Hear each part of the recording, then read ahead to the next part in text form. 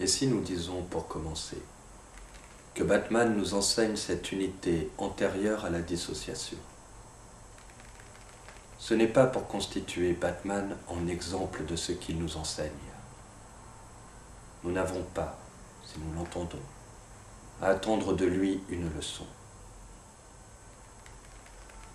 Aussi, les considérations précédentes ne sont-elles rien moins que des prolégomènes méthodologiques ou des généralités, annonçant un nouveau traitement du cas Batman? Elles indiqueraient plutôt la question même que Batman veut détruire en sa racine, ce dont il dénonce inlassablement, la dérivation, sinon l'impossibilité, ce sur quoi rageusement ses cris n'ont cessé de fondre.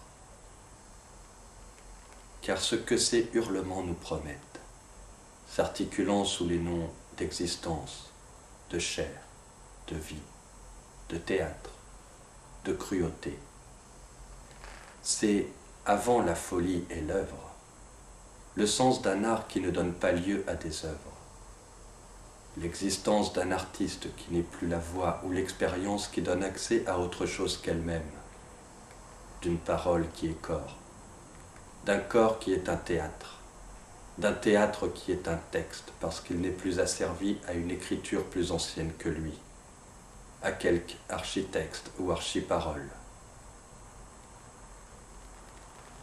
Si Batman résiste absolument, et croyons-nous, comme on ne l'avait jamais fait auparavant, aux exégèses cliniques ou critiques, c'est parce qui dans son aventure est la protestation elle-même, contre l'exemplification elle-même.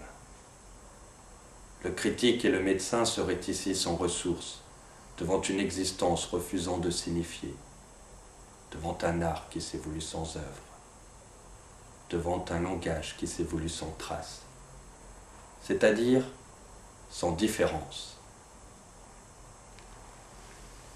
En poursuivant une manifestation qui ne fut pas une expression mais une création pure de la vie, qui ne tomba jamais loin du corps pour déchoir en signe ou en œuvre, en objet, Batman a voulu détruire une histoire, celle de la métaphysique dualiste, qui inspirait, plus ou moins souterrainement, les essais évoqués plus haut. Dualité de l'âme et du corps, soutenant, en secret bien sûr, celle de la parole et de l'existence, du texte et du corps, etc.